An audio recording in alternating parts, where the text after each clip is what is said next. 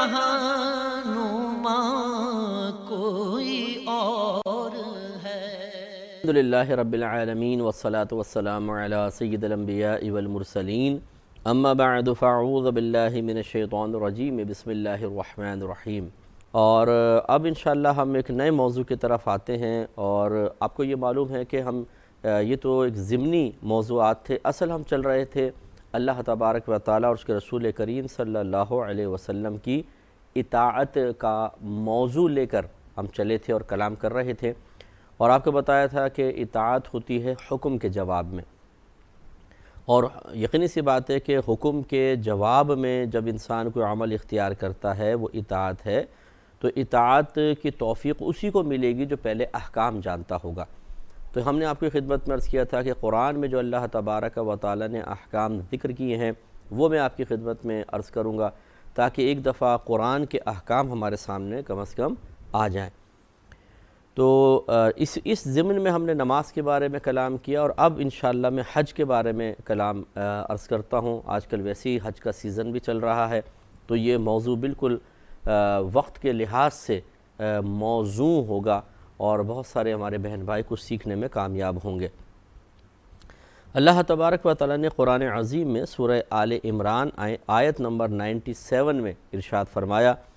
کہ وَلِلَّهِ عَلَى النَّاسِ حِجُّ الْبَيْتِ مَنِ اسْتَطَاعَ إِلَيْهِ سَبِيلًا وَمَنْ كَفَرَ فَإِنَّ اللَّهَ غَنِيٌّ عَنِ الْعَالَمِينَ۔ ارشاد ہوتا ہے اور اللہ تعالیٰ کے لیے لوگوں پر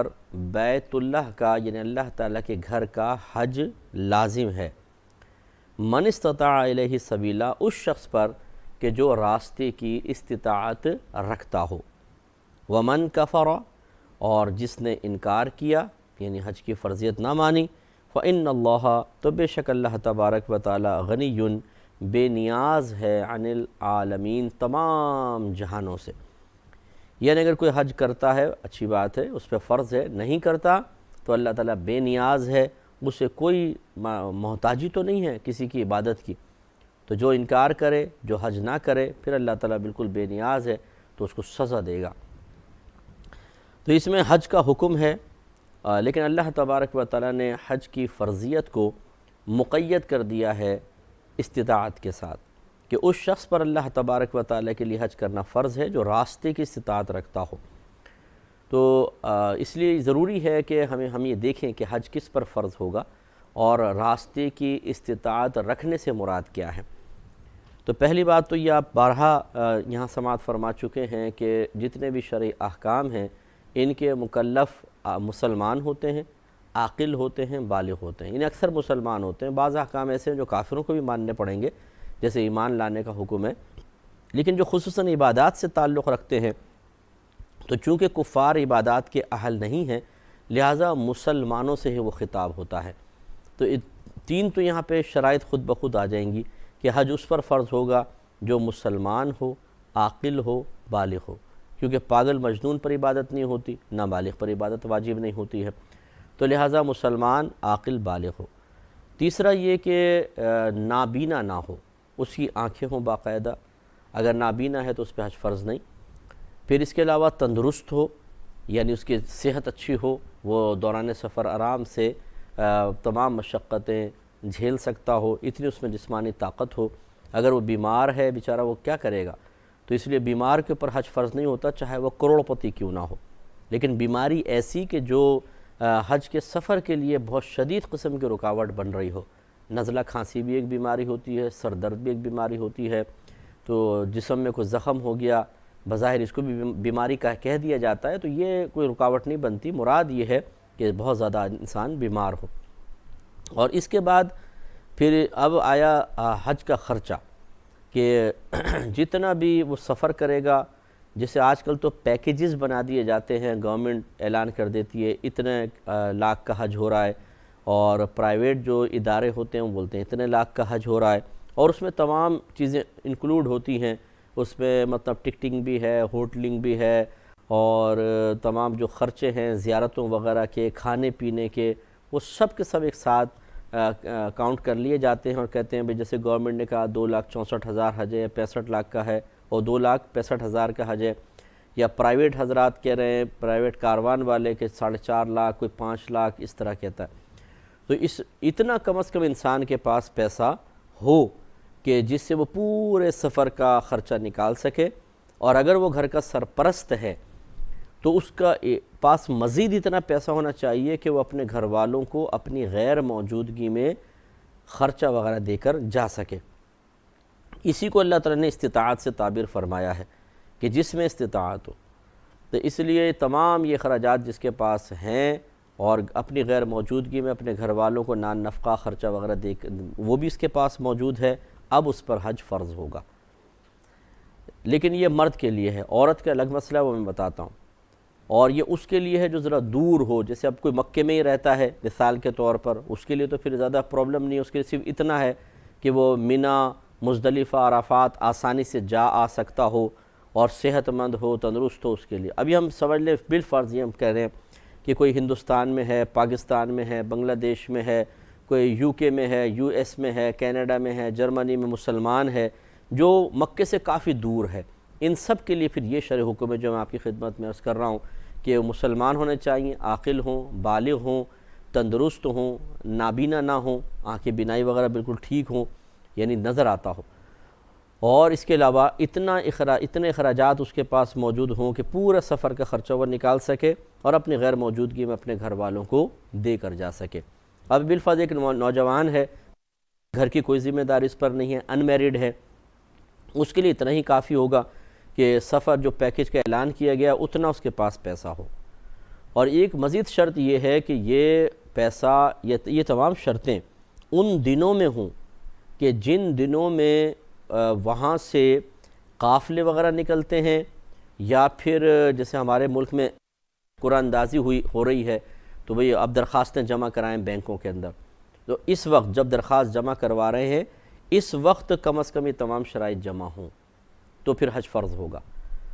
اور ایک شرط مزید یہ ہے کہ یہ جتنا اس کے پاس پیسہ وغیرہ ہے یہ اس کی حاجت اصلیہ سے زائد ہو۔ حاجت اصلیہ سے مراد وہ تمام چیزیں ہوتی ہیں جن کے بغیر انسان کا گزارا انتہائی مشکل ہے۔ اب مثال کے طور پہ کسی کے پاس 2,65,000 70,000 روپے ہیں، اتنی گورنمنٹ مانگ رہی ہے کہ بھئی آپ حج کے لیے دیں، اب کیا اس پہ حج فرض ہوگا کہ نہیں؟ پہلے ہم یہ دیکھیں گے کہ اس کے پاس مثال کے طور پہ اس کے علاوہ کوئی پیسہ نہیں ہے، تو اس میں سے اگر گھر والوں کا خرچہ نکال دیا جائے تو کافی کم ہو جائے گا۔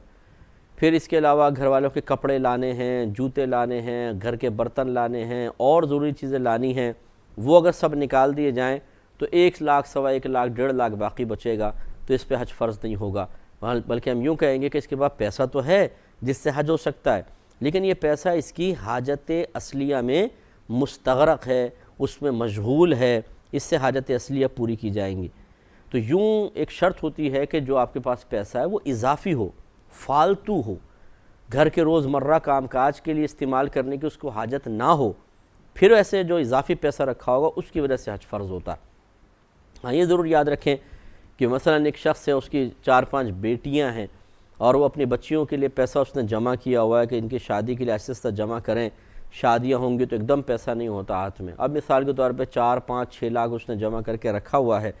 تو یاد رکھیں کہ بیٹیوں کی شادی کے لیے جمع کر کے رکھنا یہ کوئی حاجت اصلیہ میں کے لیے جمع کر کے رکھنا نہیں کہلائے گا، لہٰذا اس پیسے کی بنا پر باپ پہ ماں پہ حج فرض ہو جائے گا۔ اگر والدہ نے رکھا ہوا ہے تو والدہ پہ حج فرض ہوگا، والد صاحب کی ملکیت میں ہے تو والد صاحب پہ حج فرض ہو جائے گا۔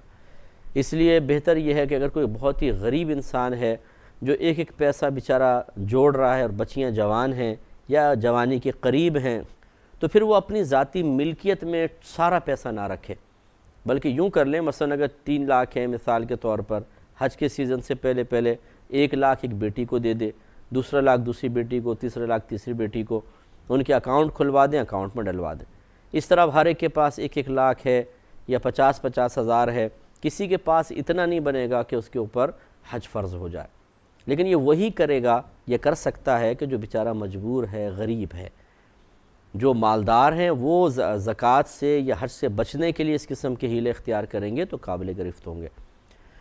تو آپ پھر ایک دفعہ دیکھ لیں کہ انسان مسلمان ہو، عاقل ہو، بالغ ہو، آنکھ والا ہو، تندرست ہو اور اتنا اس کے پاس اضافی پیسہ ہو اس کی ضروریات سے زیادہ کہ آرام سے اس پیسے سے حج کر کے آ سکیں، یا آسان الفاظ میں سمجھ لیں جتنا گورنمنٹ نے مانگا ہے یا پرائیویٹ کاروان والے مانگ رہے ہیں اتنا اس کے پاس پیسہ موجود ہو، اور یہ تمام شرائط ان دنوں میں اس کے اندر جمع ہوں کہ جن دنوں میں درخواستیں وغیرہ جمع ہو رہی ہیں یا قافلے نکل رہے ہیں۔ جیسے بعض علاقے بعض ملک ایسے ہوتے ہیں جو بھی آئے چلے جاؤ، کسی قرآن اندازی کی ضرورت نہیں، تو اس وقت تو پھر جب وہ قافلے بننا شروع ہوں گے وہاں سے نکل رہے ہیں اس وقت وہ دیکھیں گے کہ اس کے اندر یہ علامات یا شرائط موجود ہیں۔ اور اگر ہمارے ہاں جیسے ملک پاکستان میں ہوتا ہے کہ بھئی آپ درخواستیں دیں، قرآن اندازی ہوگی، جن کے نام نکل آئیں گے وہ جائیں گے، باقی نہیں جائیں گے، تو پھر وہ جس وقت قرآن اندازی کے لیے درخواستیں مانگی جا رہی ہیں اس وقت اپنے اندر شرائط دیکھیں گے۔ جیسے اب دیکھیں، ابھی ہمارے ہاں درخواستیں جمع ہو رہی ہیں، ٹی وی پر اعلانات ہو رہے ہیں کہ بھئی آپ اپنی اپنی درخواستیں بینکوں میں جمع کرائیں،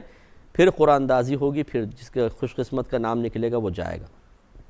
یہ تو ہے مرد کا مسئلہ۔ اب عورت کا لے لیں، عورت کے پاس اتنا مال جمع ہو جائے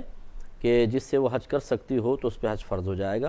لیکن عورت کے لیے ضروری ہے کہ حج کی ادائیگی کے لیے اس کے ساتھ کم از کم ایک محرم ہو، بغیر محرم کے نہیں جا سکتی۔ اور شرط مزید یہ رکھی ہے اگر محرم کے پاس پیسہ نہیں تو پھر عورت کے پاس اتنا پیسہ ہونا چاہیے کہ وہ محرم کا خرچہ بھی اٹھا سکے، تب عورت کو جانا واجب ہوگا، ورنہ جانا لازم نہیں ہے۔ اب یہ یاد رکھیں کہ ایک ہوتا ہے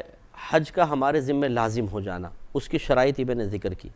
ایک ہے کہ چلیں حج فرض ہو گیا، اب ادا کرنا کب واجب ہوگا، یہ بھی ایک مسئلہ ہوتا ہے کہ حج کی ادائیگی کب لازم ہو جاتی ہے۔ حج کی ادائیگی کی لزوم کی صورتیں یہ ہیں کہ مثال کے طور پر انسان کے پاس پیسہ تھا، درخواست وغیرہ جو ہے وہ قبول ہو گئی، قرآن اندازی میں نام نکل آیا تو وہ جائے گا، لیکن اگر نام نہیں نکلتا ہے اس کا، مثال کے طور پہ رہ جاتا ہے، تو حج فرض رہے گا، اس سال ادائیگی واجب نہیں ہوگی، کیونکہ مجبور ہے بیچارہ، اس کا نام ہی نہیں نکلا تو کیسے جائے وہ، تو اس کی لازم۔ اچھا، اب یہ بھی ایک صورتحال ہے کہ گورنمنٹ قرآن اندازی کرتی ہے، پرائیویٹ جو کاروان وغیرہ ہوتے ہیں یہ قرآن اندازی نہیں کرتے ہیں، لیکن ان کے پیسوں میں بڑا فرق ہوتا ہے۔ گورنمنٹ مثال کے طور پہ 2,70,000 مانگ رہی ہے تو پرائیویٹ ڈبل مانگ رہے ہوتے ہیں، 5 لاکھ، 5.25 لاکھ مانگ رہے ہیں۔ میں وی آئی پی کی بات نہیں کر رہا ہوں، عام جو ہے وہ تقریباً اتنا ہی ہوتا ہے کہ 5 لاکھ تک تقریباً پہنچ گیا ہے، کوئی کم کر لے گا 4,80,000 90,000 اس طریقے سے۔ تو کیا اگر حج مطلب گورنمنٹ کے قرآن اندازی میں نام نہیں آیا تو کیا پرائیویٹ کاروان کے ساتھ جانا لازم ہو جائے گا؟ تو یہ اسی شخص کے اوپر ہم لازم کریں گے کہ جس کے پاس اتنا پیسہ ہو۔ مثال کے طور پہ ایک آدمی کے پاس 10 لاکھ روپے ہے، اس نے گورنمنٹ کے تھرو جانا پسند کیا لیکن نام قرآن اندازی میں نہیں نکلا، تو وہ پرائیویٹ کاروان کے ذریعے جانا اس پہ لازم ہوگا۔ یہ نہیں کہ جی میرے تو نام قرآن اندازی میں نہیں آیا تو اس سال پھر میں رہ جاتا ہوں، نہیں، یہ اس سال جو ہم رہ جانے کی اجازت دے رہے ہیں یہ اسی شخص کے لیے ہوگا کہ مثال کے طور پہ بیچارے کے پاس 2.5 لاکھ 3 لاکھ روپے 40-50 ہزار گھر میں دے دیے، باقی وہ گورنمنٹ کو دے دیے، اب اس کا نام قرآن اندازی میں نہیں آیا تو اب اس کے پاس اتنا پیسہ ہی نہیں ہے کہ وہ مزید کسی اور جگہ اور مزید 2 لاکھ 1 لاکھ کر کے جائے، اب اس پہ لازم نہیں کہ قرضے لے، بلکہ وہ اب صبر کرے، نیکسٹ ایئر پھر درخواست دے، نام نکل آیا تو چلے جائے، نہ نکلے تو اگلے سال بھی گناہ گار نہیں ہوگا۔ ایک تو یہ ہے کہ اس طرح قرآن اندازی میں نام آئے، دوسری بات یہ ہے کہ وہ ایسا بیمار نہ ہو جائے کہ بیچارہ سفر ہی نہ کر سکے۔ مثلا جب درخواست جمع کرائی تھی تو بالکل فریش تھا، تندرست تھا، لیکن اس کے بعد بیمار ہو گیا تو اب تو بیچارے پہ لازم نہیں ہوگا، ادائیگی لازم نہیں ہوگی، حج اس پہ فرض رہے گا، اس سال نہ کرو بھی اگلے سال کر لو، اس سے اگلے سال کر لو۔ لیکن اگر حج فرض ہوتا اور بلا عذر یہ نہ جاتا تو پھر گناہ گار ہوتا، یعنی بلا عذر رک جاتا تو گناہ گار ہوتا۔ اس کے علاوہ ایک یہ بھی ضروری ہے حج کی ادائیگی کے لیے کہ راستہ پر امن ہو۔ آپ نے درخواست جمع کرائی، نام بھی نکل آیا کہ آپ کو جانا ہے، لیکن راستے میں جنگ ہو رہی ہے، مثال کے طور پہ جہاں سے آپ کی فلائٹس گزر رہی ہیں تو گورنمنٹ نے منع کر دیا کہ بھئی وہاں ادھر سے ہم نہیں جا سکتے اور گھوم کے بھی نہیں جا سکتے، مجبوری ہے تو اس سال نہیں جا رہے مثال کے طور پر، تو حج تو فرض رہے گا لیکن گناہ گار نہیں ہوں گے، اور نہ جانا کوئی واجب ہے، خطرے میں اپنے آپ کو ڈالنا شریعت پسند نہیں کرتی ہے۔ اس کے علاوہ عورت عدت میں نہ ہو، یہ بھی ضروری ہے۔ مثال کے طور پہ بہن نے اور ایک عورت ہے، اس کے شوہر نے اور اس نے، دونوں نے حج درخواست جمع کرائی، نام نکل آیا، جانے سے پہلے شوہر کا انتقال ہو گیا، تو اس عورت پہ چونکہ فوراً عدت لازم ہو جائے گی، اور اگر یہ حاملہ نہ ہو تو کم از کم 4 ماہ 10 دن اس کو عدت گزارنی ہوگی، تو لہٰذا اب یہ حج پر نہیں جائے گی اس سال، اور نہ جانے کی بنا پہ گناہ گار نہیں ہوگی، یہ نیکسٹ ایئر پھر وہ حج پہ تشریف لے جائے۔ تو یوں اب جب نام وغیرہ نکل آئے، سب کچھ انسان کا شرائط وغیرہ اس میں پائی جا رہی ہیں، اور راستہ پرامن ہے، یا عورت ہے تو ساتھ محرم بھی ہے، اس کا خرچہ بھی ہے، اس کے علاوہ عدت پہ بھی نہیں ہیں، بیمار بھی نہیں ہیں، اور کوئی پریشانی بھی نہیں ہے، تو پھر حج کے اوپر انسان جائے گا۔ اب اگر وہ جان بوجھ کے رک جاتا ہے، جیسے بہت سارے لوگ ہوتے ہیں وہ ہر سال ٹالتے رہتے ہیں، بھئی اس سال کیوں نہیں جا رہے، اتنا اللہ نے پیسہ دیا ہوا ہے، یار بس وہ تھوڑی کاروباری ڈیلنگز ایسی چل رہی ہیں، چھوڑ کے جاؤں گا نقصان ہو جائے گا، نہیں یار بس تھوڑا سا اس سال موڈ نہیں ہے، اگلے سال جائیں گے، اس طرح کرتے ہیں۔ تو میرے آقا صلی اللہ علیہ وسلم نے ارشاد فرمایا کہ جس نے باوجود قدرت کے حج نہ کیا تو وہ یہودی ہو کر مرے یا عیسائی ہو کر، یعنی گویا کہ سرکار نے انتہائی نفرت کا اظہار فرمایا کہ ایسا شخص اگر کافر ہو کر مرے تو بھی اس کی کوئی پرواہ نہیں ہے۔ تو اس سے آپ اندازہ کر لیں کہ حج کرنا کس قدر عظیم عبادت ہے اور ضروری ہے۔ تو ہمارے وہ بھائی بہن جو کثیر، جیسے اب بہنیں ہوتی ہیں، ان کے پاس بڑا سونا ہوتا ہے بعض اوقات، بھئی آپ کے پاس کتنا 40-50 تولہ سونا ہے، اس کی کیلکولیشن کی رقم نکالی تو اتنی بن گئی مثال کے طور پر کہ اپنا خرچہ بھی اٹھا سکتی ہیں، محرم کا بھی اٹھا سکتی ہیں، ایسی بہنوں پہ حج فرض ہو جائے گا اور ان کو جانا لازم ہوگا۔ اب یہ کہیں گے کہ نہیں جی ہمارے سونے کے سیٹ خراب ہو جائیں گے، کیا سارے سونے کے سیٹ بیچ کر ہم حج کریں؟ بالکل آپ کو کرنا ہوگا۔ میرے آقا صلی اللہ علیہ وسلم نے ارشاد فرمایا جو حج یا عمرہ کرتا ہے اللہ تعالیٰ اس کو غنی کر دیتا ہے، وہ حج اور عمرہ محتاجی کو دور کرتا ہے، تو اس لیے اللہ نے ہی سونا دیا ہے، اللہ ہی حکم دے رہا ہے، وہ اور دے دے گا، تو جانا چاہیے۔ بالکل نہیں جائیں گے تو شدید گناہگار ہوں گے۔ اللہ تعالیٰ سے دعا ہے کہ رب کریم جو کچھ سنا اسے یاد رکھنے کی توفیق عطا فرمائے، آمین۔ وآخر دعوانا ان الحمد للہ رب العالمین۔